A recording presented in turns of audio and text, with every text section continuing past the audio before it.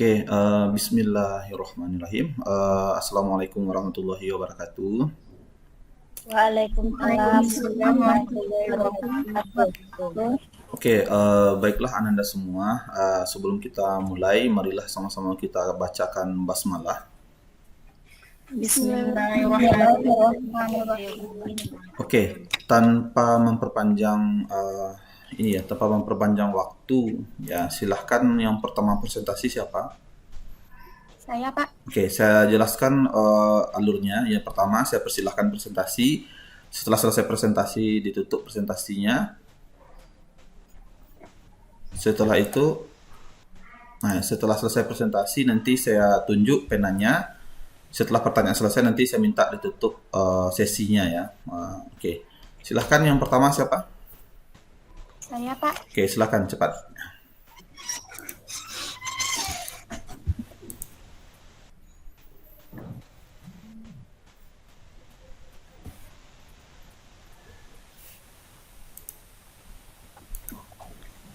Assalamualaikum warahmatullahi wabarakatuh.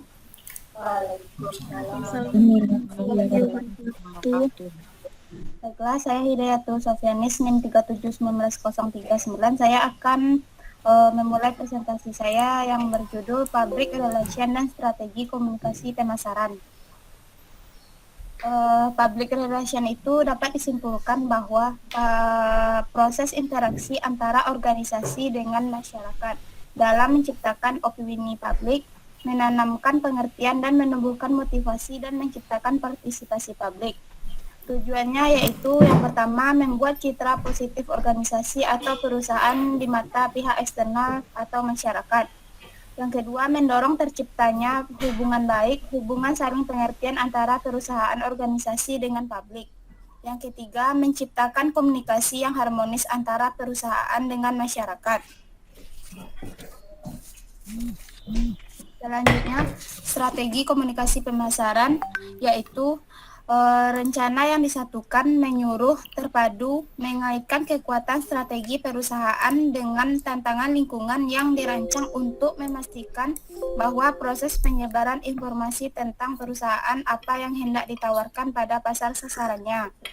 Dapat disimpulkan, strategi komunikasi pemasaran ini alat bantu untuk mencapai tujuannya dalam memberikan informasi suatu kegiatan pemasaran agar tercapainya keberhasilan perusahaan. Tujuan komunikasi pemasaran yang pertama memberikan informasi, yang kedua membujuk, yang ketiga mengingatkan. Strategi public relation dan keputusan penting dalam pemasaran. Pertimbangan kapan dan bagaimana menggunakan public relation sudah harus ditentukan oleh manajemen puncak dengan menetapkan sasaran pemasaran, pemilihan, pesan dan sarana publik yang akan dipakai serta mengevaluasi hasil public relation dalam satu konsep pemasaran. Sedangkan menetapkan sarana pemasaran dapat dibantu oleh public relation dengan yang pertama menciptakan kesadaran dengan membuat sebuah produk pelayanan tokoh-tokoh yang menunjang. Yang kedua, membangun kredibilitas dengan mengkombinasikan pesan dalam konteks editorial. Yang ketiga, menekan budget promosi karena biaya public relation lebih rendah daripada biaya periklanan. Selanjutnya, hubungan public relation dengan strategi komunikasi pemasaran. Hubungannya yaitu dengan adanya komunikasi yang baik akan mempengaruhi hubungan yang selaras antara organisasi dan publiknya dalam pemasaran. Sebuah citra positif terbangun jika ada interaksi yang harmonis antara organisasi dan publiknya karena mendukung kegiatan public relation dalam pemasaran. Organisasi membutuhkan komunikasi yang baik. Baik, sekian presentasi dari saya. Assalamualaikum warahmatullahi wabarakatuh. Oke, Waalaikumsalam warahmatullahi wabarakatuh. Silahkan kepada kepada Peri Hanum memberikan pertanyaan. Baiklah, saya Prihanum NIM 37190111 ingin bertanya kepada Sophie. Yaitu, Jelaskan contoh strategi komunikasi pemasaran yang efektif seperti apa. Sekian, Assalamualaikum warahmatullahi wabarakatuh. Baik, saya akan menanggapi pertanyaan dari Saudari Hanum, yang mana pertanyaannya contoh strategi komunikasi pemasaran yang efektif. Menurut saya, contoh strategi komunikasi pemasaran yang efektif seperti memasang iklan di sosial media maupun jasa online atau advertising lainnya. Paid media memungkinkan perusahaan menargetkan calon konsumen berdasarkan demografi dan perilaku mereka di sosial media. Sekian jawaban dari saya. Baiklah, terima kasih. Saya dapat memahaminya. Oke, jadi gini ya, saya ingatkan sekali lagi ketika proses tanya jawab ya, itu Anda memberikan jawaban itu tolong dipakai opini sendiri ya, logika sendiri, jangan membaca dari sesuatu itu, karena saya tahu nanti mana sebetulnya jawaban itu memang berasal dari pemikiran Anda atau Anda misalnya kutip-kutip saja dari mana gitu ya. Jadi memang kita sebelum tampil presentasi itu kita harus cukup menguasai ya materi kita, dan ini juga ajang bagi kita ke depannya agar cepat merespon ya berbagai pertanyaan yang datang kepada kita. Makanya pemahaman terhadap konsep materi itu sangat penting ya. Oke, selanjutnya siapa lagi? Nabila, Pak. Oke, silahkan ditutup dulu Hidayatul. Baiklah, sekian presentasi dari saya. Jika ada salah dan janggal, saya mohon maaf. Assalamualaikum warahmatullahi wabarakatuh. Waalaikumsalam warahmatullahi wabarakatuh. Oke, silahkan Nabila dimulai. Oke, baik.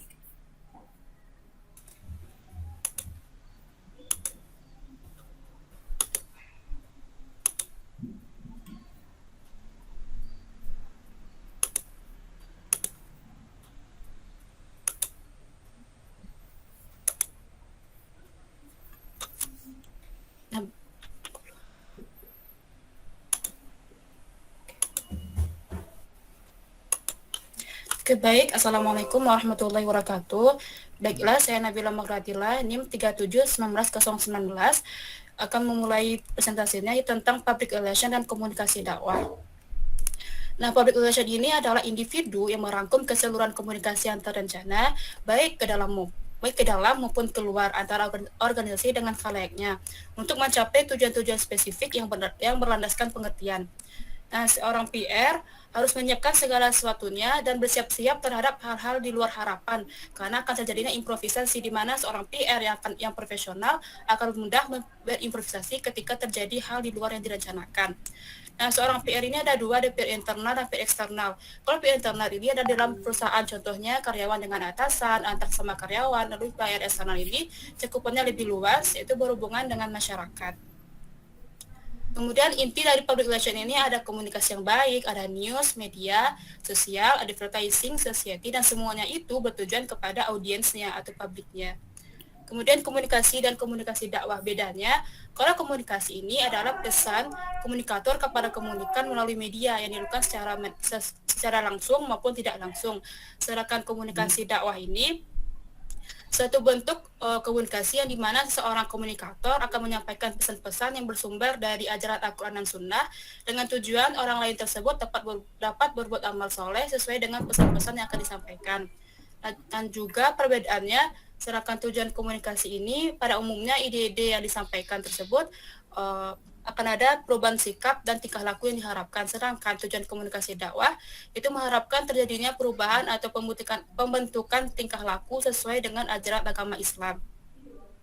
Nah, komponen komunikasi dakwah yang pertama ada da'i atau juru dakwah, lalu yang kedua ada mad'u atau objeknya, ketiga ada materinya, yang keempat ada respon atau umpan balik, yang kelima ada efeknya, yaitu yang diharapkan berupa meningkatnya iman, pemahaman, pengamalan berbentuk amal soleh ataupun takwa. Nah, media dakwah ini akan misalnya seperti ada kantongan, ada surat kabar, papan pengumuman, majalah, dan hingga kepada televisi. Bentuk proses komunikasi dakwah itu berasal dari dai, lalu disampaikan pesan atau materinya melalui metode media, lalu diterima oleh seorang mad'u, kemudian pemahaman dari mad'u akan terjadinya feedback kepada dai tersebut. Kemudian teknik PR dalam komunikasi dakwah itu pada konflik besar yang terjadi pada bulan Juli tahun 2012, itu ratusan warga Kamolan Blora, Jawa Tengah bentrok dengan Majelis Tafsir Al-Quran karena dianggap pengajiannya tidak sesuai dengan ajaran Islam, karena cenderung puritan atau hitam putih, sehingga dapat menimbulkan kebencian di sebagian kalangan Islam abangan atau Islam kultural. Nah, dampak buruknya dapat membawa pengaruh buruk terhadap citra diri organisasi tersebut. Maka seorang PR menyelesaikan dengan beberapa elemen, yaitu yang pertama melakukan riset terlebih dahulu atau analisis situasi, dan kemudian kedua penetapan objektif, yang ketiga pemilihan strategi dan taktik, dan yang terakhir evaluasi. Nah, pendekatan yang dilakukan oleh PR ini, yang pertama pendekatan hukum, itu melaporkan kasus kepada pihak yang berwajib karena telah merujuk pada tindakan kriminal. Yang kedua pendekatan personal yang disebut dengan strategi defensif, itu mengajak masyarakat Blora untuk datang ke Solo mengikuti pengajian, di antaranya ada pembenaran, penyangkalan, menarik simpati publik, yang terakhir sampai permintaan maaf. Yang ketiga melakukan program CSR, yaitu dilakukan atas inisiatif organisasi, contohnya donor darah, kerja bakti, membantu korban bencana alam bersama TNI, PMI maupun Pemda setempat. Yang keempat media relation, yaitu adanya konferensi pers, talk show yang bekerjasama dengan media massa baik lokal maupun nasional. Nah, selain itu, Majelis Tafsir Al-Quran telah melakukan secara responnya dengan baik, seperti merespon dengan cepat, bersikap informatif kepada media, memberikan informasi yang jujur, dan menjaga hubungan yang baik. Nah, syukran kasiran, terima kasih banyak. Itulah sekian dari pemaparan materi saya. Apakah ada teman-teman yang Oke, baiklah. Ini cukup menarik ya materinya. Jadi sebetulnya hal seperti itu kan tidak perlu terjadi ya. Jadi dari kasus ini menariknya adalah terjadinya konflik karena kedua belah pihak itu tidak saling mengenal ya. Jadi sebetulnya ketika sekarang kan kita mengenal ada banyak, tiba-tiba ada pondok pesantren, terus ada apalagi rumah tahfiz segala macam yang dikelola oleh orang luar dan ditempatkan di satu wilayah ya. Nah, bagusnya ya betul itu sarannya sangat menarik sekali. Seharusnya organisasi yang datang dari luar ketika ingin melaksanakan sebuah kegiatan di sebuah daerah yang baru, mereka itu sebelum melakukan aktivitas itu harus menjalin hubungan dulu ya, dekat dulu. Makanya tadi kalau misalnya kasus ini tidak akan terjadi, kalau misalnya Majelis Tafsir Al-Quran itu sebelum memulai kegiatan mereka dulu memperkenalkan diri, mengadakan kegiatan bersama dengan masyarakat, sehingga masyarakat bisa mengetahui dengan baik apa sebetulnya program mereka gitu ya. Tapi tidak apa-apa nih juga, itu artinya itu ada beberapa konflik yang sebetulnya itu tidak perlu terjadi ya. Nah, tapi sebetulnya karena Majelis Tafsir Al-Quran ini ya kita rasa tidak ada melakukan kesalahan, makanya dengan mudah dia juga cepat memberikan konfirmasi ya. Oke, Tia Islamiyati, silahkan memberikan pertanyaan. Baik, Assalamualaikum warahmatullahi wabarakatuh.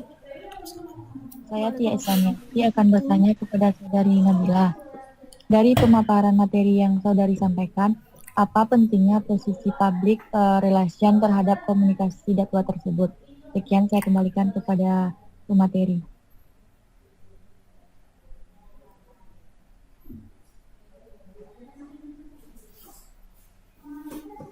Oke, langsung dijawab saja. Gimana nih, sinyal hilang ya atau gimana? Baik, keluar ya sinyal gitu. Oke, kita lanjut presentasi berikutnya siapa? Saya, Pak. Oke, lanjut silakan.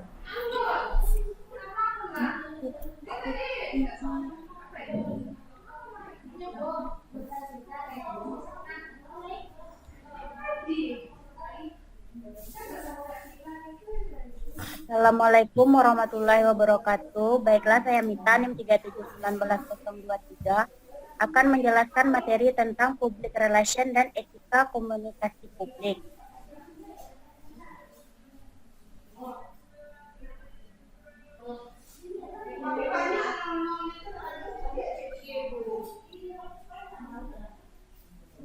Yang terdiri dari yang pertama pengertian etika, yang kedua pengertian etika public relation, yang ketiga kode etik PR internasional atau IPRA, yang keempat prinsip-prinsip etika PR, yang kelima pentingnya etika dalam PR, yang keenam contoh kasus pelanggaran etika. Selanjutnya Public relation adalah sebuah kegiatan memiliki upaya kepada publik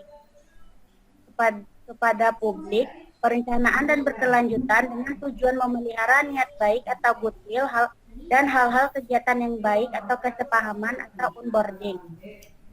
Selanjutnya, pengertian etika. Etika adalah peraturan atau norma yang dapat digunakan sebagai acuan bagi perilaku seseorang yang berkaitan dengan tindakan yang baik dan buruk dilakukan oleh seseorang dan merupakan suatu kewajiban dan tanggung jawab. Selanjutnya, pengertian etika public relation. Etika public relation adalah peraturan atau norma-norma yang dapat digunakan sebagai acuan bagi perilaku seseorang yang berkaitan dengan tindakan yang baik dan buruk dalam suatu kegiatan untuk menanamkan dan memperoleh pengertian, keuntungan, kepercayaan, penghargaan pada suatu publik. Selanjutnya, kode etik PR atau IPRA internasional, yaitu 1. Selalu meningkatkan bahwa hubungan profesi dan khalayaknya. 2. Menghormati dalam pelaksanaan tugas profesi dan prinsip-prinsip moral. Yang 3. Menghormati dan menjunjung tinggi martabat manusia dan hak-haknya. 4. Menumbuhkan komunikasi moral. 5. Selalu bertindak baik. 6. Melaksanakan tugas dengan bermartabat. Selanjutnya, prinsip etika PR. Kepribadian profesional, standar moral yang tinggi, reputasi yang sehat, dan ketaatan kepada kualitas kode etika. 2. Dan karyawan. 3. Berperilaku terhadap publik dan media. 4. Berperilaku terhadap teman sejawat. Selanjutnya, pentingnya etika dalam PR. Oke, dipercepat saja. Baik, Pak. Selanjutnya contoh kasus. Di sini saya menjelaskan tentang pelanggaran kasus etika yang terjadi di dunia maya atau media sosial, yaitu yang dilakukan oleh seorang mahasiswa yang bernama Florence Yombing yang sempat menuai pro dan kontra, khususnya di dunia maya, di mana Florence dengan sengaja mengupload status tentang kekesalan terhadap karyawan SPBU di kota Yogyakarta. Florence di sini sebagai mahasiswa S2 sangat tidak memiliki etika. Kesalahan yang menuai pro dan kontra ketika kekesalan tersebut dilibatkan menghina kota Yogyakarta, bukan hanya karyawan SPBU tersebut. Dan pihak kampus pun memberi sanksi atas kesalahan tersebut sebagai efek jera. Florence diskors selama 1 semester karena termasuk pelanggaran sedang. Sekian penyampaian materi dari saya. Selanjutnya, apakah ada dari teman-teman yang ingin bertanya? Oke, ini topiknya apa nih? Relation dan etika komunikasi publik, Pak. Public relation dan etika Komunikasi. Etika komunikasi. Apa hubungannya PR dengan etika komunikasi? Seorang PR tuh Pak kan harus berkomunikasi untuk menunjukkan sikap etis Pak, karena dia selalu berhubungan dengan masyarakat luas Pak. Berarti kasusnya nggak cocok dengan topik yang Anda sampaikan. Karena si Florence Hombing itu bukan seorang PR kan? Kan terjadi masalahnya kan menyangkut PR Pak. Jadi, Florence ke kampusnya Pak. Ya kan yang bermasalah si Florence, bukan pihak kampus kan? Florence itu kan bukan PR, bukan dari organisasi, dia kan masyarakat biasa, kan dia publik itu.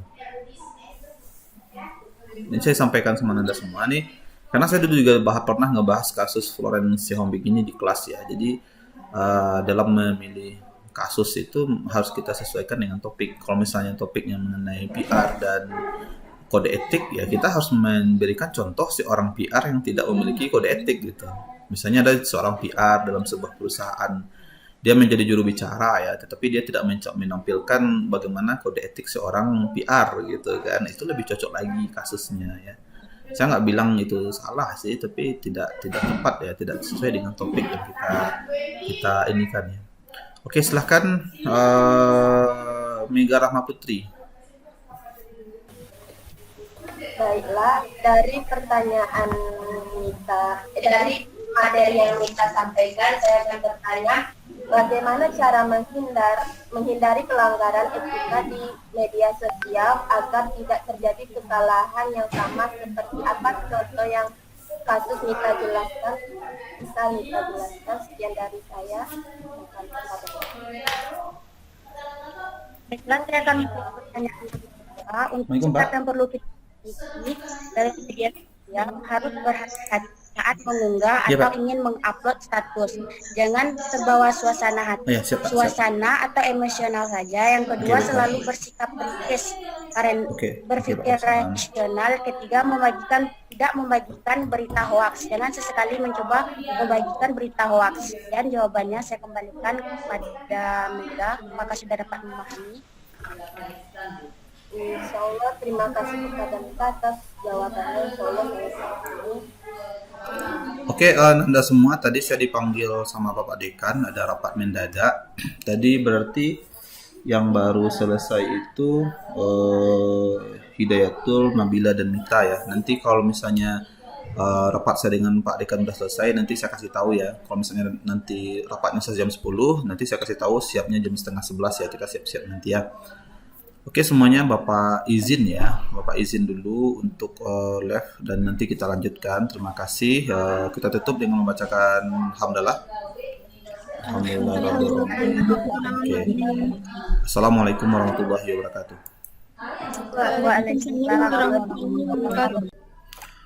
Oke, assalamualaikum warahmatullahi wabarakatuh.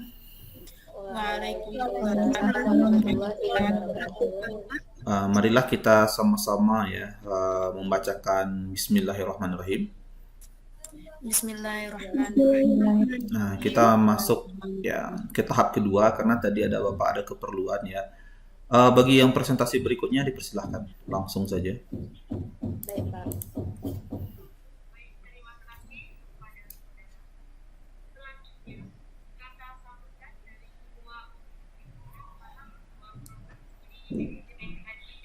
Baik, Assalamualaikum warahmatullahi wabarakatuh.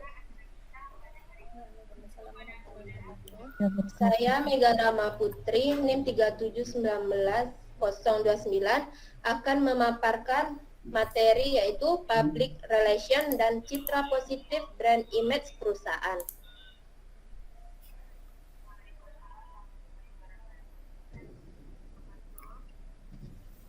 Jadi, public relation ini dapat disimpulkan adalah kegiatan yang berkaitan dengan menjalin hubungan dengan publik sasaran. Publik menjalin komunikasi yang baik kepada organisasi eksternal dan internal.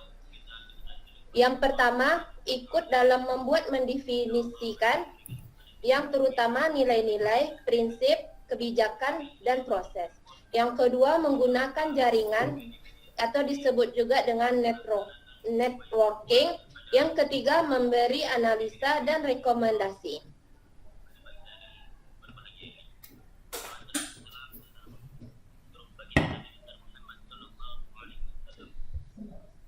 Jadi, brand image itu adalah resepsi tentang suatu merek sebagaimana tercermin oleh asosiasi merek yang dalam ingatan konsumen. Citra merek dan brand image sangat berpengaruh dalam persaingan bisnis, tetapi ketika image berhasil dibentuk, image tersebut akan menjadi salah satu aset sehingga brand tersebut berharga. Bagi perusahaan, public relation memiliki peranan yang sangat penting dalam menjaga kesan positif dari konsumen. Public relation ini tidak hanya dibutuhkan oleh perusahaan dengan skala yang besar saja, tetapi bisnis yang tengah bangun terutama dalam meningkatkan brand image.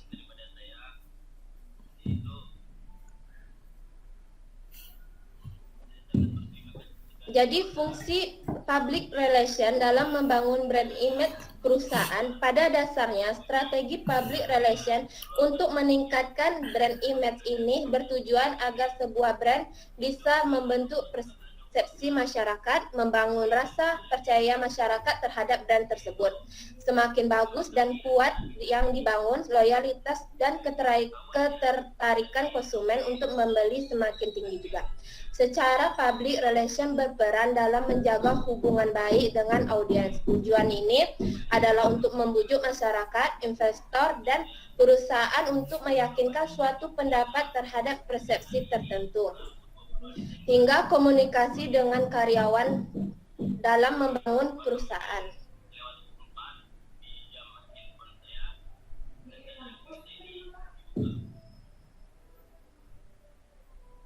Nah, fungsi dan tujuan branding dengan strategi public relation ini yang dikembangkan di era globalisasi seperti sekarang ini harus bisa dijalankan dengan baik sehingga mampu bersaing dengan para kompetitor. Salah satu usaha yang dapat dilakukan adalah membangun brand image atau branding. Pengenalan produk biasanya menjadi langkah terutama yang penting dilakukan agar produk berupa barang dan jasa memiliki kenalan oleh konsumen. PCR dalam membangun brand image perusahaan, dalam menjalankan program sustainability yang harmonis dan berkelanjutan diantaranya. Yang pertama, menjaga dan melestarikan lingkungan. Yang kedua, mengembangkan kesempatan ekonomi atau marketplace. Yang ketiga, menerapkan budaya kerja yang baik dan nilai-nilai positif di kalangan karyawan. Yang keempat, kontribusi terhadap pembangunan sosial dan ekonomi seluruh masyarakat di sekitar perusahaan atau disebut dengan community. Nah, saya mengambil contoh dalam public relation ini yaitu Coca-Cola, karena dalam brand image produk minuman ini, Coca-Cola yang merujuk pada minuman yang ringan, tepat untuk yang menggambarkan kebahagiaan, sukacita, dan ketulusan.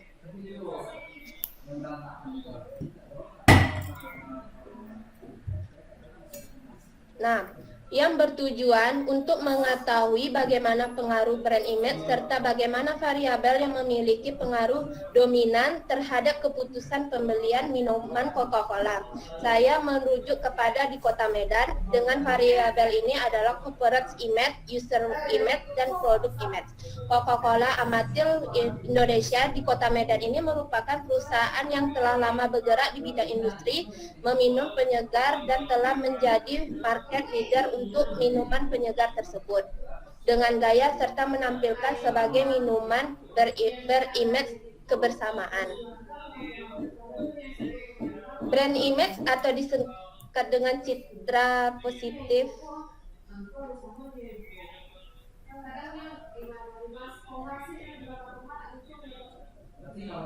Nah, public relation dalam karakteristik brand image dan keputusan pembelian brand. Yang pertama, mencerminkan manfaat dan kualitas. Yang kedua, singkat dan sederhana. Yang ketiga, mudah diucapkan, didengar, dibaca, dan diingat. Yang keempat, memiliki kesan yang berbeda dari merek-merek yang sudah ada.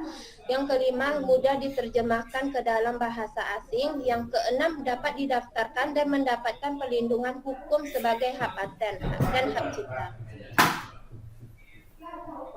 Dalam hal yang bernilai kekeluargaan ini, Coca-Cola juga hadir sebagai minuman yang melegakan dahaga yang memiliki dampak emosional yang baik karena memfokuskan pengaruh brand image untuk produk minuman Coca-Cola di Indonesia karena salah satu perusahaan yang memiliki produk unggulan. Hal ini dilihat bahwa Coca-Cola dapat menghadapi persaingan yang baik dari harga maupun kualitas produk tersebut.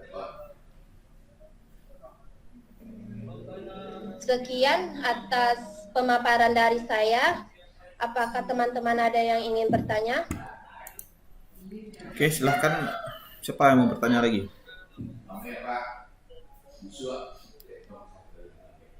Iya, Pak. Silahkan.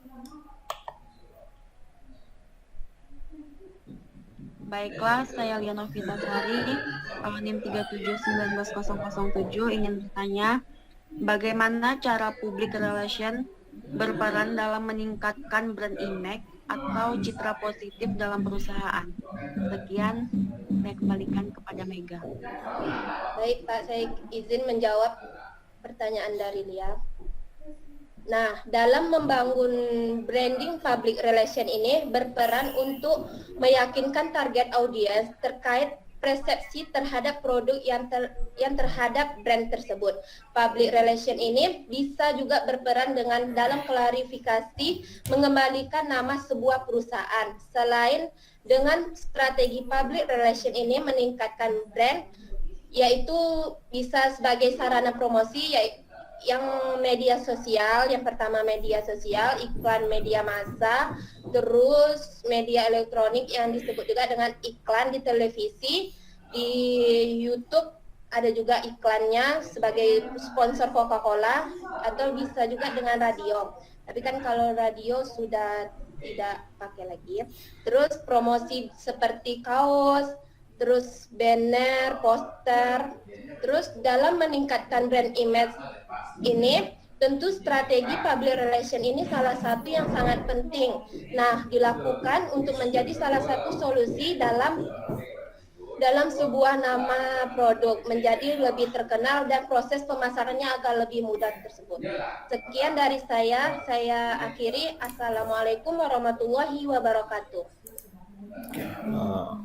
Waalaikumsalam warahmatullahi wabarakatuh. Oke, baiklah. Berikutnya giliran siapa lagi? Iya, Pak. Oke, silahkan.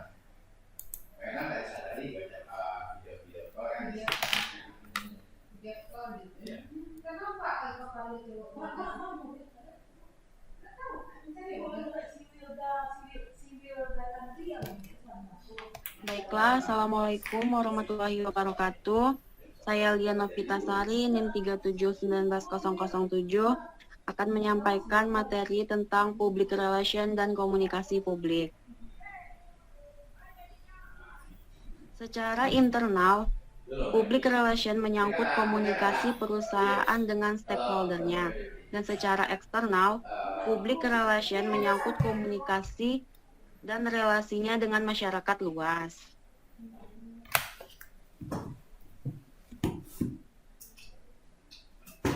Secara internal, public relation harus mengevaluasi hal-hal yang dilakukan manajer di sebuah perusahaan. Aktivitas publik ialah sasaran utama, jadi bisa melihat dengan jeli keputusan para petinggi apakah merugikan masyarakat atau tidak. Dan secara eksternal, selain mengurusi urusan internal, public relation juga harus melayani pihak luar perusahaan secara profesional. Fokusnya adalah publik sehingga mereka akan bekerja sepenuh hati mengurusi organisasi dan mengikuti opini masyarakat.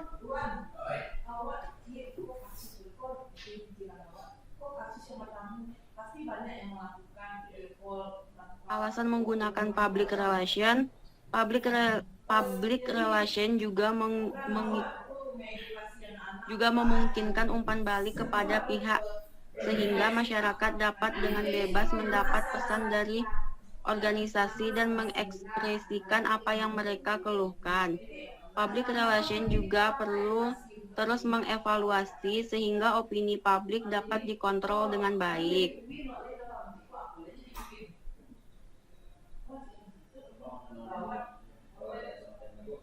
Hal-hal yang harus diperhatikan dalam komunikasi. 1. Mengenali sasaran komunikasi. Kita perlu mempelajari siapa saja yang akan menjadi sasaran komunikasi kita agar tidak terdapat kesalahan dalam prosesnya. Yang kedua, untuk mencapai sasaran komunikasi, kita diharapkan bisa memilih media yang tepat dan sesuai untuk dijadikan sebagai media komunikasi. Yang ketiga, perhatikan selalu hal yang menjadi tujuan pesan komunikasi tertentu. Tujuan yang tersimpan dalam suatu pesan kemudian akan menentukan teknik yang harus diambil saat komunikasi.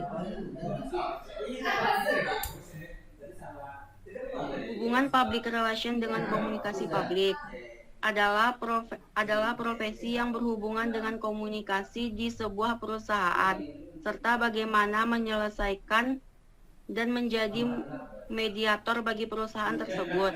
Salah satu kegiatan yang dilakukan oleh public relation adalah komunikasi.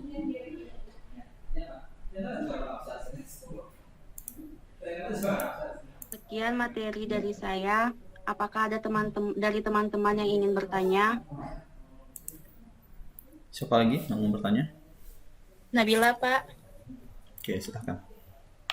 Baiklah, saya Nabila Maghratillah, NIM 371919 bertanya kepada Lia, yaitu apa komunikasi yang paling efektif untuk mempengaruhi orang atau sekelompok orang. Oke, sekian, saya kembali kepada Lia. Baiklah, saya akan menjawab pertanyaan dari Nabila. Apa yang efektif untuk mempengaruhi orang atau sekelompok orang? Yang pertama ada kejelasan. Kejelasan bahasa maupun informasi yang disampaikan harus jelas. Yang kedua, ketepatan. Bahasa dan informasi yang disampaikan harus betul-betul akurat dan tepat. Yang ketiga, konteks. Bahasa dan informasi yang disampaikan harus sesuai dengan keadaan dan lingkungan di mana komunikasi terjadi. Yang keempat, alur. Keruntuhan alur bahasa dan informasi akan sangat berarti dalam menjelaskan komunikasi yang efektif. Yang kelima ada budaya. Aspek ini tidak hanya menyangkut bahasa dan informasi, tetapi juga tata krama atau etika. Sekian penyampaian materi dari saya. Assalamualaikum warahmatullahi wabarakatuh. Waalaikumsalam warahmatullahi wabarakatuh. Selanjutnya siapa lagi? Saya, Pak. Ya, silakan.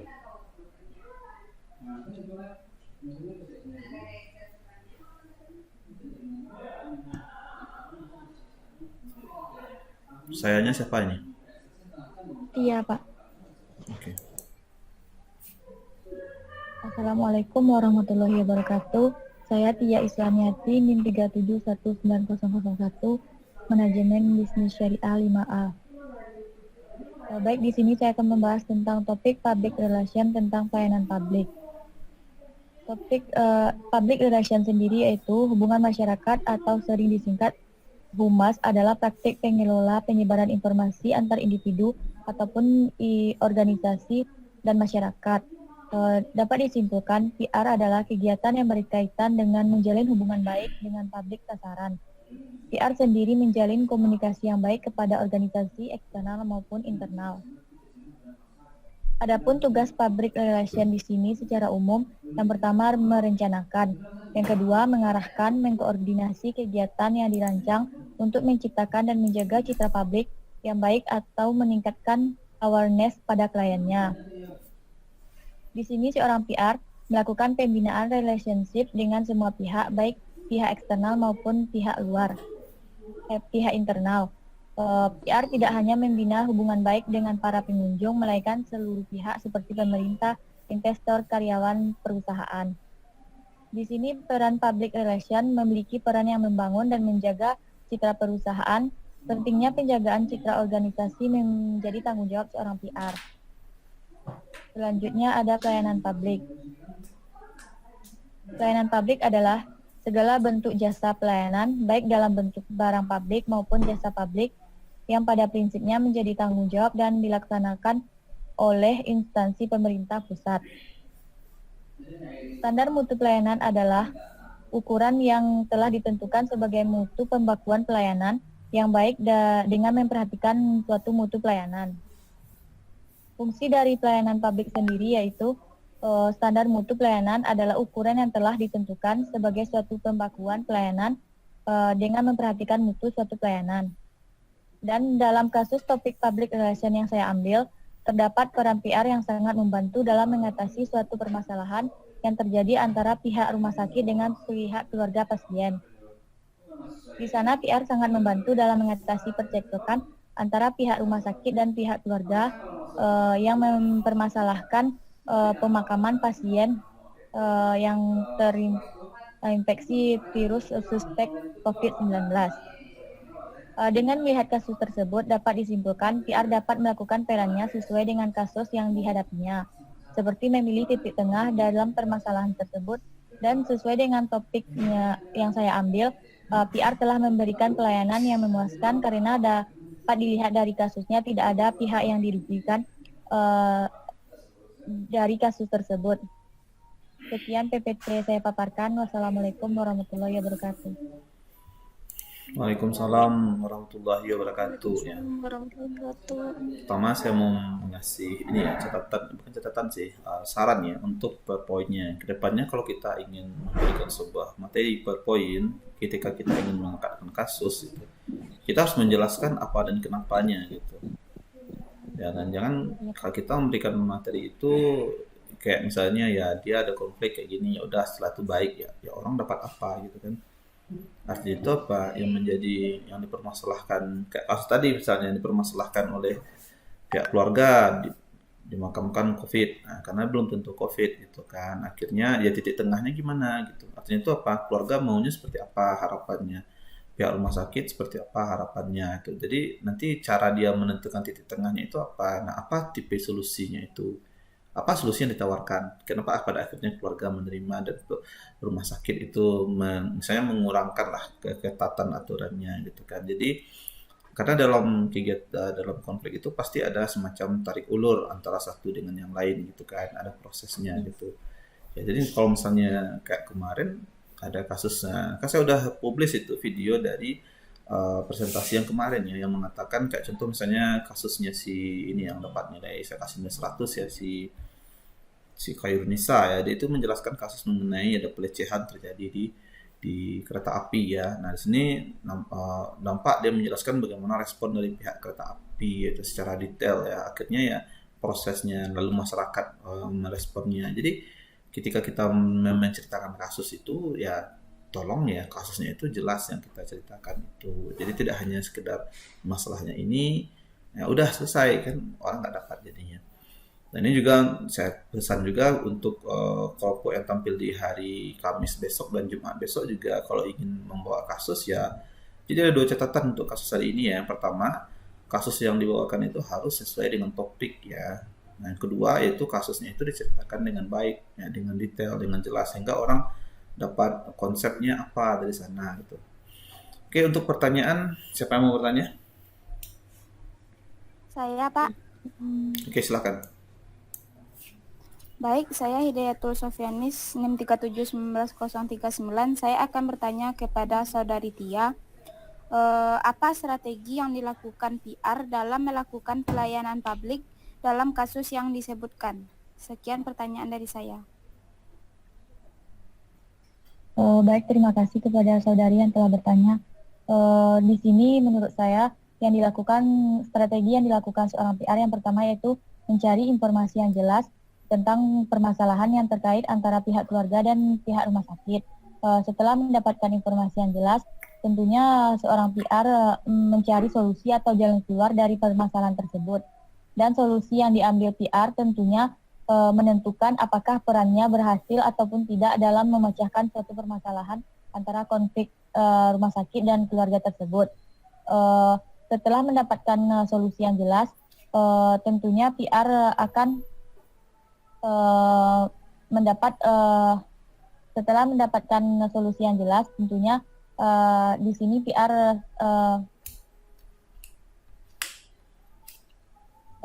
dengan solusi yang tepat tentunya peran PR akan berhasil. Dan pada kasus yang saya ambil tersebut, di sini PR telah berhasil mendamaikan ataupun memecahkan suatu konflik antara keluarga dengan pihak rumah sakit dengan catatan pihak keluarga boleh memakamkan pasien suspek COVID-19 dengan dampingan pihak rumah sakit dalam proses pemakaman agar tidak ada terjadi virus COVID-19 menyebar kepada pihak lain. Sekian jawaban dari saya. Assalamualaikum warahmatullahi wabarakatuh. Oke, baiklah. Selanjutnya yang presentasi siapa lagi? Saya, Pak. Oke, silahkan lanjut.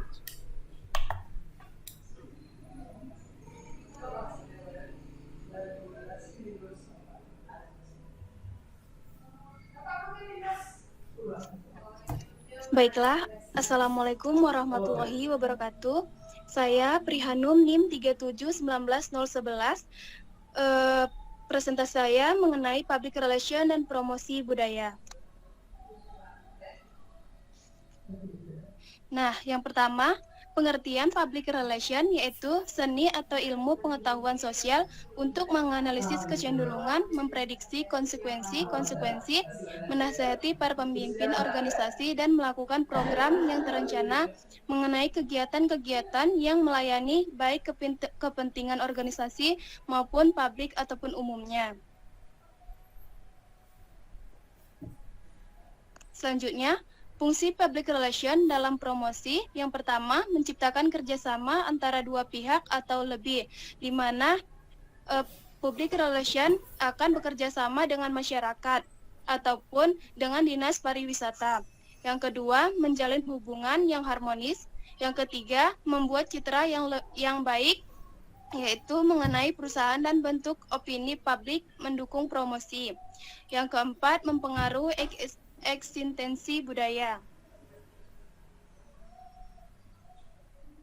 Selanjutnya, public relation dalam promosi budaya. Dalam mempromosikan suatu budaya harus menanamkan goodwill, kepercayaan, penghargaan dari publik kepada suatu budaya, karena secara langsung dan tidak langsung kegiatan suatu promosi budaya berhubungan dengan publik internal dan eksternal ataupun masyarakat sekitar, seperti sekitar masyarakat kawasan Serimu, Rumah Gadang, Solok Selatan. Selanjutnya, promosi budaya. Promosi adalah kegiatan berkomunikasi dengan individu-individu, kelompok-kelompok atau organisasi budaya untuk langsung atau tidak langsung membantu pertukaran dengan jalan mempengaruhi masyarakat dengan tertariknya suatu budaya ataupun wisata tersebut. Oleh karena itu, public relation berkomunikasi baik dengan para masyarakat secara tidak langsung ataupun secara langsung dapat mempengaruhi kualitas suatu budaya ataupun wisata.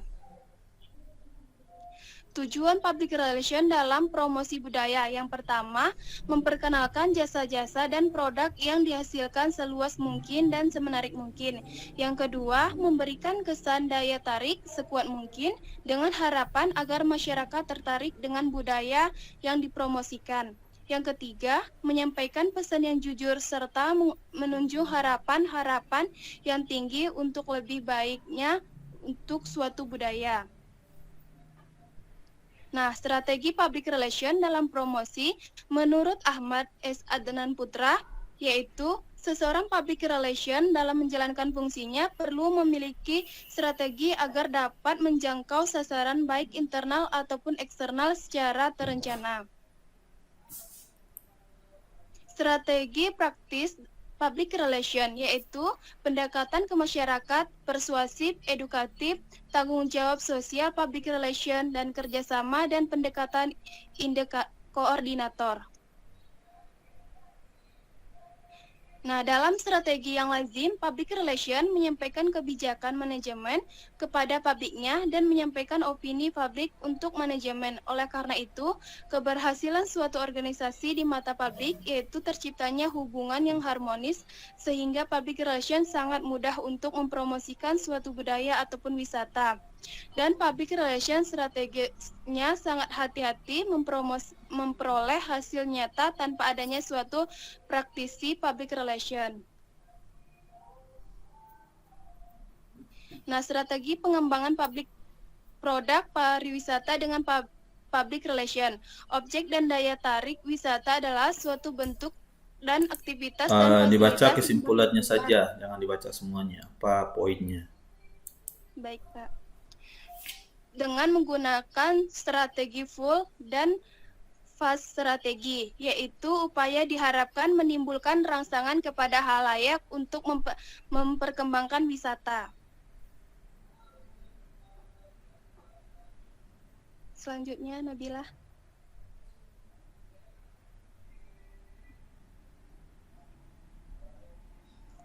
Itu coba jelaskan promosi Rumah Gadangnya. Kenapa di skip?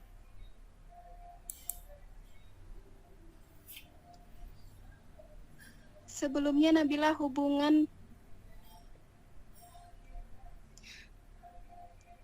hubungan public relation dan promosi budaya. Nah, dalam hubungan dan kaitan public relation dengan promosi budaya dan pariwisata, yaitu sangat membutuhkan pelaku informasi yang handal dan sektor pariwisata dimulai dengan hal yang baik, mulai dari kesiapan objek, upaya promosi sehingga dapat ketahui wisatawan, baik wisatawan lokal ataupun wisatawan mancanegara. Oleh karena itu, budaya dan wisata kawasan Seribu Rumah Gadang, Solo Selatan harus bekerja sama dengan pihak lain yang dianggap memiliki kualifikasi dan bidangnya seperti perusahaan yang bergerak dalam bidang public relation, grafik Sumatera Barat, pemerintahan Provinsi Solo Selatan, yaitu melalui Dinas Seni Kebudayaan dan Pariwisata, mengadakan kegiatan marketing public relation yang ditunjuk untuk mempromosikan wisata masyarakat yang luas.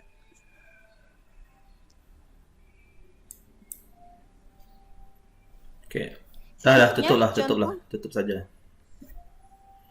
Jadi gini, Anda semua ya, kalau Anda membuat PowerPoint seperti ini Anda bunuh diri sebetulnya. Jadi PowerPoint itu jangan dibikin panjang-panjang gitu kan. Kesalahan fatal dalam presentasi adalah kita membaca PowerPoint, itu kesalahan fatal itu. Ya kan? PowerPoint itu artinya apa? Power dan point ya. Artinya itu ada poin-poin yang mempunyai power atau kekuatan. Jadi jangan dibikin kayak gitu, dibaca itu ngapain gitu kan. Artinya itu apa? Ketika kita presentasi dengan menggunakan PowerPoint, orang mau dapatin konsepnya apa, poinnya apa gitu. Makanya dalam PowerPoint itu dia harus singkat, harus jelas gitu kan. Nanti kita menjelaskan dengan bahasa kita. Itu dia PowerPoint itu. Ya kan? Nah, kalau Anda seperti ini kan orang mikir nih ngapain baca ini. Coba ditutup ininya, share-nya. Nah, jadi kenapa saya mewajibkan ya dalam setiap kuliah itu saya usahakan ada presentasi seperti ini ya, presentasi. Kenapa? Karena ini akan melatih kemampuan komunikasi kita, melatih kemampuan kita menggunakan tools atau alat-alat ya. Kemarin kan saya udah bilang tuh, coba lihat punyanya Khairunisa gitu kan, gimana dia bikin. Cukup bagus ya. Yang simpel-simpel saja, ketika kita kayak tadi Nabila juga cukup jelas itu materinya. Jadi hindari PowerPoint itu membuat paragraf full seperti itu. Ya kan? Apa tujuan presentasi? Apa tujuan PowerPoint? Orang bisa langsung mendapat inti dari materi kita dengan secepatnya. Kalau kita misalnya presentasi panjang lebar seperti itu kan orang nggak dapat. Padahal topiknya sangat bagus sekali gitu kan. Baiknya itu contoh saya gini, ini beberapa rekomendasi. Contohnya seperti ini, ketika Anda mengaitkan public relation dengan promosi budaya gitu, Anda bisa jelaskan di Rumah Gadang, kawasan Seribu Rumah Gadang di Solo misalnya kan, itu beberapa kegiatan public relation yang sudah dilakukan oleh pihak-pihak ini adalah sebagai berikut. Nah, itu kan. Jadi dengan adanya kegiatan public relation ini, maka promosi budayanya seperti ini. Itu yang kita maksudkan. Bukan berarti yang saya sangat tidak merekomendasikan dalam membuat sebuah materi itu kita mengutip penuh ya. Misalnya dilihat informasi di internet, ada berita mengenai kegiatan-kegiatan di Seribu Rumah Gadang, ya kita ambil saja, boleh kita jadikan itu referensi, tapi jangan di-copy semuanya gitu. Apa poinnya dari artikel tersebut? Apa poin yang terkait dengan public relation-nya gitu kan. Jadi artinya di sini makanya saya bilang sama Anda semua ya, kuliah ini adalah tempat untuk belajar gitu. Kuliah adalah tempat untuk salah. Kalau Anda nggak salah di sini, kapan lagi salahnya gitu kan. Kan kita nggak mau nanti ketika kita udah kerja diminta presentasi kita nggak bagus presentasi kita gitu. Coba lihat nanti akan saya berikan itu nilai-nilainya. Pernah nggak dilihat teman yang nilainya tinggi itu seperti apa presentasinya? Yang tampil hari ini ada nggak ditonton presentasi 2 hari yang sudah saya upload? Ada kan? Ada, Pak. Artinya itu saya bilang ya mungkin ada yang udah siap, ada yang bagus, ada yang mungkin persiapannya masih belum bagus, kan itu tujuannya. Termasuk yang presentasi besok hari Kamis. Itu harus nonton 3 presentasi hari sebelumnya gitu. Ya kan? Artinya itu supaya persiapan kita lebih bagus, lebih baik ya. Nilai semuanya saya kasih bagus ya. Nilai paling rendah nilainya 80 lah. Kalaupun ada di bawah 80 berarti itu nggak nyambung banget materinya gitu. Tapi ya bagus ya. Tapi konteks di sini tujuan presentasi ini adalah kita belajar gitu ya. Karena nih contohnya kita ada 30 lebih dalam satu kelas. Coba pelajari kenapa yang ini nilainya rendah, kenapa yang ini nilainya tinggi, apa kelebihannya, seperti itu. Kalau kita nggak ada metode pembelajaran seperti ini ya suatu saat Anda semua akan jadi manajer, akan jadi pimpinan. Suatu saat nanti akan presentasi di depan orang banyak gitu. Nggak mungkin dong kita presentasi diketawain nanti gitu kan. Nah itu tujuannya ya. Oke baiklah, siapa yang mau bertanya? Saya, Oke silakan. Pak.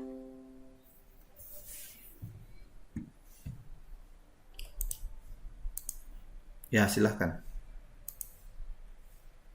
Baik, Assalamualaikum warahmatullahi wabarakatuh. Saya Nudi Andriani, NIM 3719036, akan bertanya kepada Saudari Hanum. Yang mana pertanyaannya, apakah peran dan strategi public relation dalam promosi budaya dan pariwisata bisa dengan pesatnya mempengaruhi budaya dan pariwisata? Sekian pertanyaan dari saya. Baiklah, saya Prihanum, NIM 3719011. Izin menjawab, Pak. Nah, menurut saya bisa, yaitu di mana public relation akan merunding dan akan bermusyawarah kepada Dinas Pariwisata kawasan seribu rumah gadang Solo Selatan, yaitu di mana akan mempromosikan opini dan kepada masyarakat luas ataupun pancanegara dengan menggunakan media sosial, ataupun misalnya ada acara HUT di Solo Selatan. Nah, bisa public relation berbicara kepada bupatinya untuk mengadakan acaranya di tempat kawasan 1000 Rumah Gadang Solo Selatan, sehingga dapat menarik masyarakat lokal ataupun mancanegara. Sekian, itulah jawaban saya. Assalamualaikum warahmatullahi wabarakatuh. Baiklah, presentasi terakhir siapa lagi? Saya, Pak. Sayanya siapa nih? Nudia, Pak. Oke, lanjut.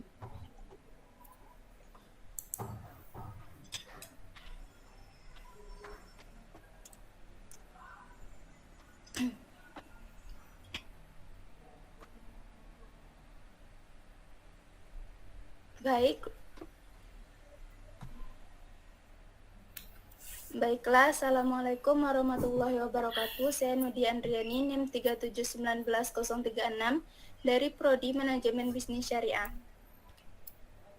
Di sini saya akan membahas mengenai public relation dan usaha mikro kecil dan menengah.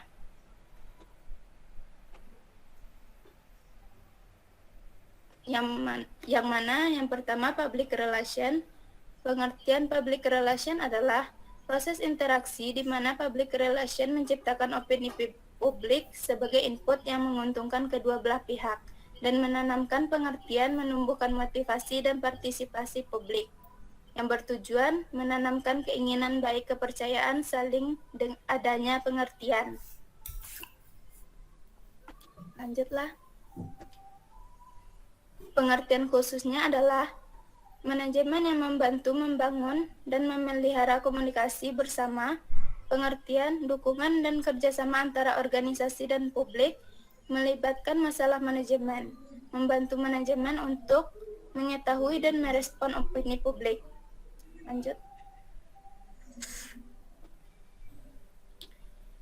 Menurut para ahli, salah satunya adalah crystallizing, yaitu proses interaksi di mana public relation menciptakan opini publik sebagai input yang menguntungkan kedua belah pihak dan menanamkan pengertian, menumbuhkan motivasi dan partisipasi publik yang bertujuan menanamkan keinginan baik, kepercayaan, saling adanya pengertian dan citra yang baik dari publiknya.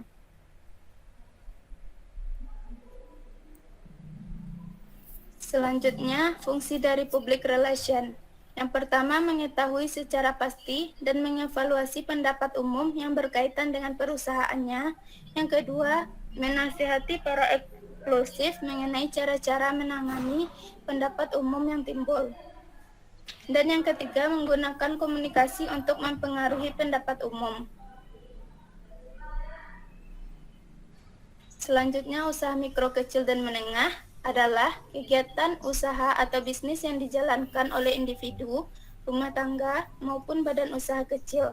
Penggolongannya berdasarkan omset per tahun, jumlah kekayaan atau Oke, aset, jangan dibaca semuanya, poinnya saja dibaca. Baik, Pak. Tidak semua usaha dikategorikan sebagai UMKM. Selanjutnya, jenis-jenis UMKM ada 3. Yang pertama, usaha mikro, yaitu yang omset penjualannya dalam setahun paling banyak 300 juta dan jumlah aset bisnisnya maksimal 50 juta, itu di luar aset tanah dan bangunan.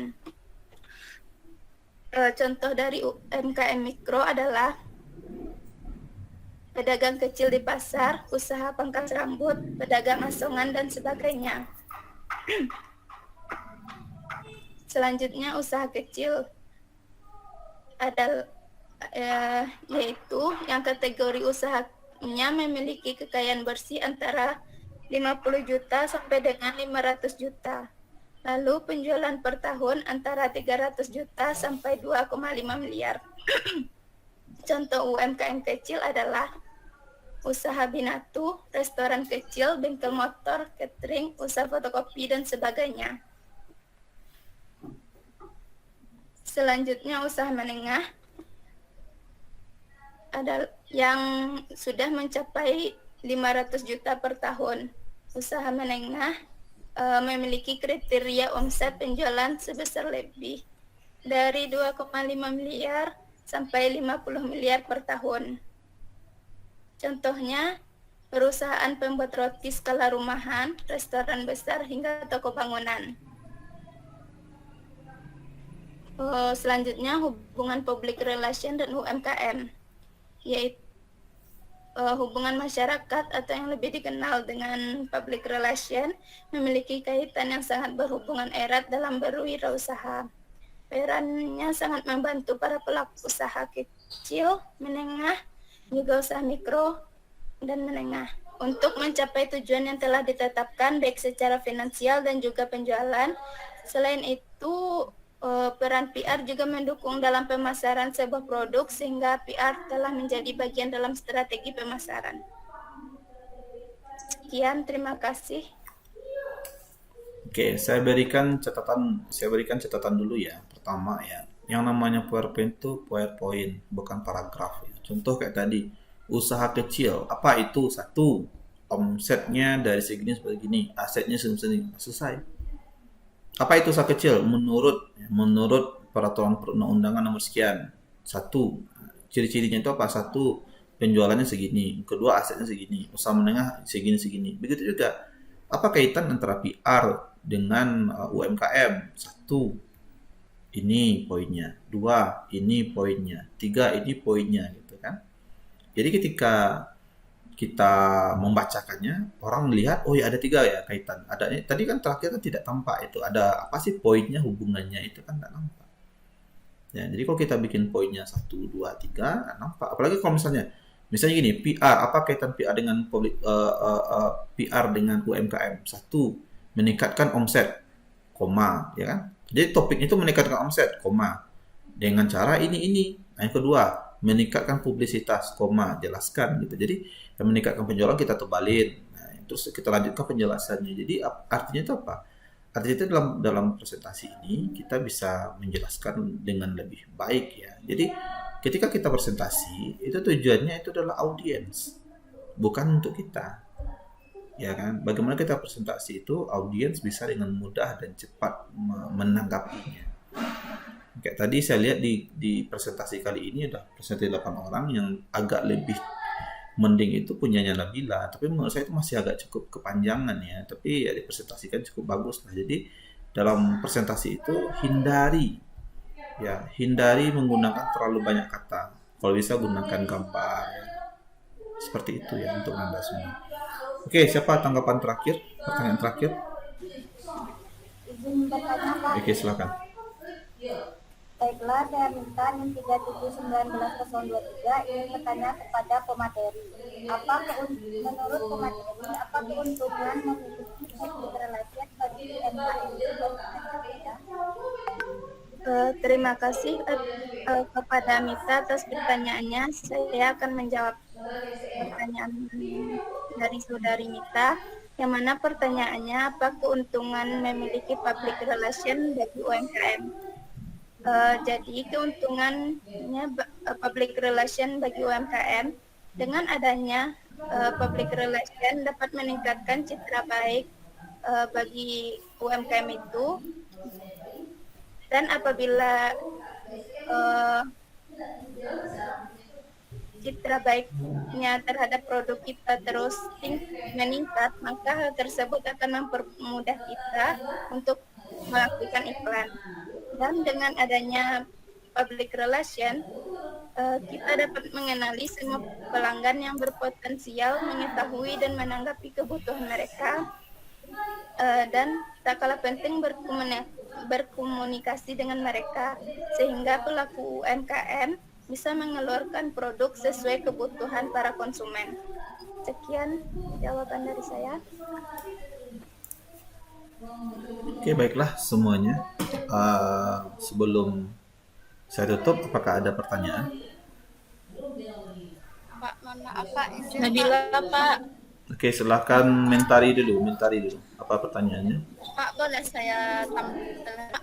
Oh, tidak bisa mentari. Kita sesuai dengan jadwal kan. Saya sudah sampaikan juga di chat ya. Jadi kapan saya bisa Pak? Anda jadwalnya kapan? Jadwalnya kapan? Senin Pak, karena listnya udah penuh Pak, jadi saya isi aja hari Senin. Oke, jadi kan Tapi PPT-nya kemarin tuh belum siap Pak, ya, karena udah itu ngisiin yang kurang aja Pak. ya kan kita semuanya kan saya kan udah bagikan jadwal ya. Kalau misalnya kita komit di hari Senin, kita presentasi di hari Senin. Iya, Ya, terakhir tuh saya lihat list tuh kan udah penuh tuh, yang kurang tuh cuma list yang nomor 2 dan nomor 3. Itu saya isi aja yang nomor 3-nya Pak.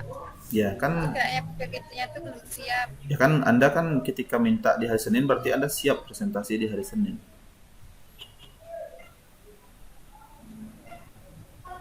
Iya kan? Kalau misalnya kan saya udah bilang tadi ya, kalau misalnya saya berikan kesempatan seperti ini, terus apa pembelajarannya untuk kita bersama gitu. Kedepannya Anda dengan mudahnya saja ngambil seperti itu gitu. Ya, Iya Pak, itu pun dapat info dari kelas, katanya kan kalau belum ngirim UTS katanya kan nggak bisa tampil, katanya sementara kan PPT-nya udah siap. Terus kira ternyata nggak bisa tampil, ya gimana lagi kata dari. ya itu resiko. Itu risiko Nanda ya. Kan saya membebaskan tampil kapanpun kan.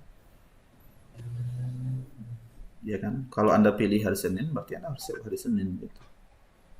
Sekarang kalau misalnya saya kasih kesempatan Anda tampil di hari berikutnya, terus pembelajaran untuk Anda apa? Ya kan, besok kalau misalnya ada pengumuman kita jadi lambat, kita jadi lalai gitu kan. Jadi kalau hari Jumatnya aja Pak bisa Pak, pas terakhir. Anda tidak paham yang saya sampaikan dari tadi panjang lebar.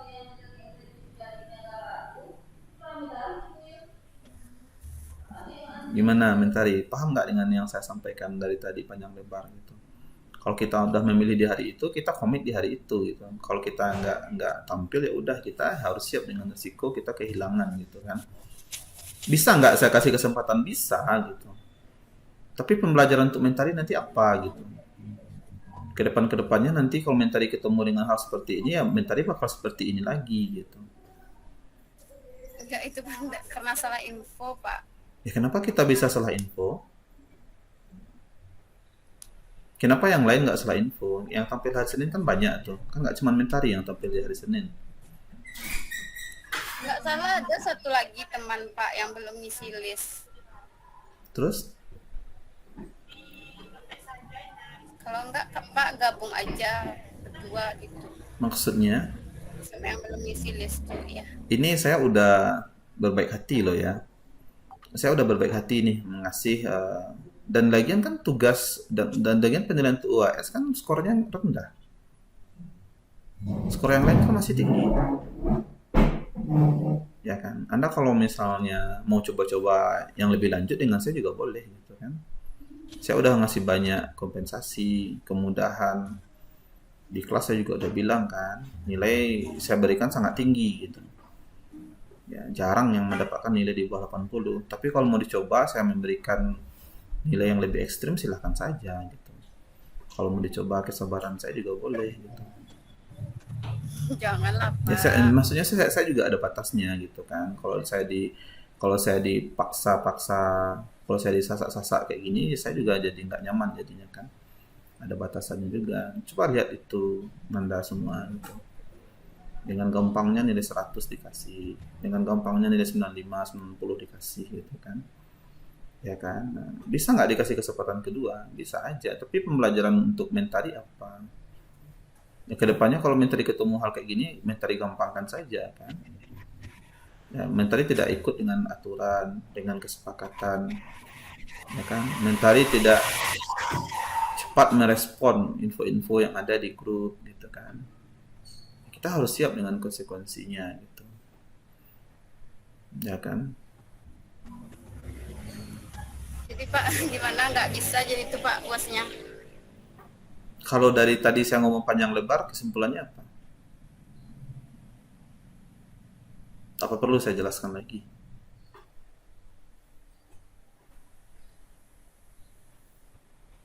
Jadi gimana kalau sama yang nggak ngisi list tuh Pak? Yang nggak ngisi list maksudnya gimana nih? Kan ada satu yang orang lagi Pak yang nggak ngisi Pak. Yang nggak ngisi list ya udah gitu kan. Ya kosong aja gitu. Kan saya dulu kan saya cek dulu. Saya kasih dulu nilai presentasi UAS-nya. Sambil mengecek presentasi UAS-nya, baru saya cek lagi videonya. Kan gitu. Langsung saya input nilainya. Kayak kemarin hari Senin kan berlima orang presentasi.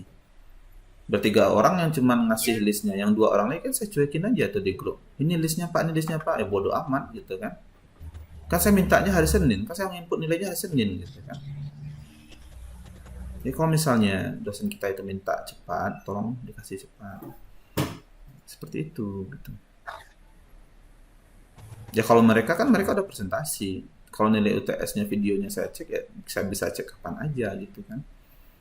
Kalau ini kan presentasi kok udah tentukan waktunya. Anda tidak datang di waktu presentasi gitu. Ya Anda udah kehilangan kesempatannya ya udah gitu aja gitu. Simpel aja gitu. Lagian kalau misalnya nilai UAS Anda kosong pun kan nilai Anda kan tetap tinggi. Kan 50% nilai kan ngumpulnya di tugas. Kan masih dapat nilai B Anda.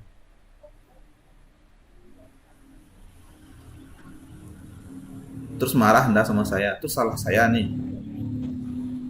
Enggak Pak, tapi kasihlah apanya Pak dispensasi waktunya gitu. Ya dispensasinya seperti apa gitu kan. Ya kapan bisa bapaknya aja gitu. Itu bisa kayak gitu aja gitu. Ya kan. Kesempatan kedua selalu ada, tapi kesempatan yang sama belum tentu ada. Kan itu sebetulnya intinya. Ya sebenarnya kan ini nggak mau mentari juga. Ya gini aja, simpel aja. Kalau Anda memang tidak mau presentasi hari Senin gitu, kenapa Anda nggak ngomong di hari Seninnya gitu, kepada saya gitu? Kenapa Anda justru ngomongnya di hari-hari setelahnya gitu? Berarti kan presentasinya nggak penting. Kalau Anda memang tidak bisa presentasi hari Senin itu, kasih tahu lah sebelumnya di hari Senin itu.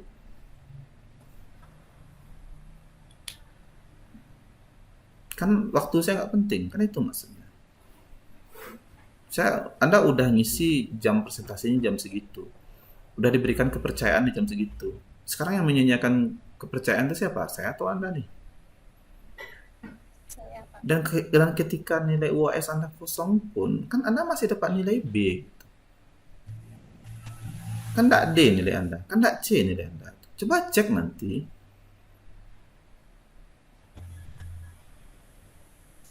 Ya kan udah sangat mudah sekali. Banyak kemudahan-kemudahan dari awal kita diskusikan. Sekarang yang melalai-lalaikan siapa? Saya. Terus Anda tidak presentasi, salah saya gitu.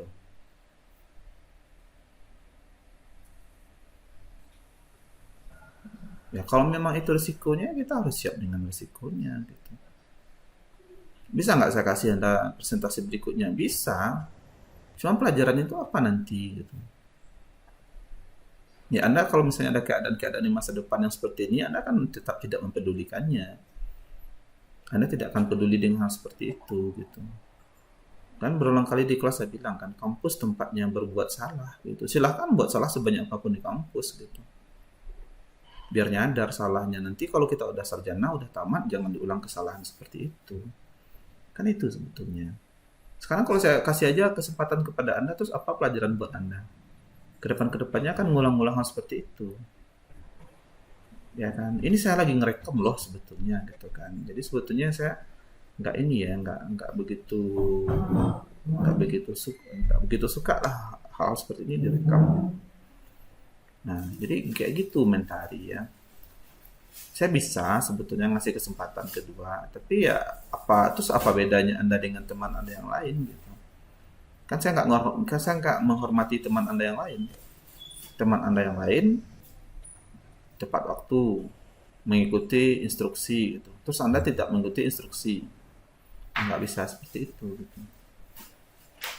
Oke, lanjut apa lagi? Nabila, apa pertanyaannya sebelum saya tutup? Itu Pak, tadi kan koneksi Nabila terputus. Jadi kan menjawab pertanyaan belum Pak, gitu Pak. Yang apa-apa. Nggak apa-apa Pak. Nggak apa-apa, nilainya kok saya kurangi sedikit lah itu aja. Nih, apa? Ya, itu risiko kan, risiko kita ya kita harus pastikan semua konektivitas kita maksimal ya. Nah, tapi ya jadi walaupun nilai Anda saya kurangi sedikit ya Anda tetap nilainya cukup bagus juga kok. Oke, Anda semua mungkin itu dari saya ya. Artinya itu di kelas kita selalu komunikasi ya, di kelas kita selalu diskusi ya. Saya juga tidak mau ya mengambil keputusan sesuka hati saya gitu. Cuman sekali lagi saya tekankan kepada Anda semua, kedepannya ini ada semester genap, semester 6, semester terakhir. Nanti juga ada ujian kompre. Ada lagi namanya ujian seminar proposal dulu, ya kan? Nanti kan ada magang lagi kan, setelah semester 6 magang. Setelah magang seminar proposal. Setelah seminar proposal, itu ada ujian komprehensif, ada ujian munakasah. Nah, untuk seluruh kegiatan itu nanti akan ada jadwal-jadwalnya. Ya kan? Akan dibagikan itu jadwal-jadwalnya, apakah 3 hari sebelumnya, 1 minggu sebelumnya, gitu kan. Jadi kalau jadwal kita udah keluar, ya tolong diikuti. Misalnya udah keluar jadwal sempro, Anda dapat hari itu, lalu Anda tidak datang, gitu. Dosennya udah datang 3 orang. Bisa Anda minta jadwal susulan sempro? Belum tentu. Begitu juga untuk ujian kompre, ujian munakasah. Jadi jangan diulang lagi hal-hal seperti ini ya. Ya, kalau Anda tidak suka ya saya minta maaf segala macam ya. Cuman ini penting sekali untuk kelas kita. Oke, ada pertanyaan sebelum saya tutup? Karena saya masih punya banyak pekerjaan yang lain. Gimana? Boleh izin saya tutup? Boleh Pak. Boleh Ya? Pak. Oke, terima kasih Nanda ya. Saya juga saya izin tutup. Mohon maaf jika ada kata yang salah. Assalamualaikum warahmatullahi wabarakatuh. Waalaikumsalam warahmatullahi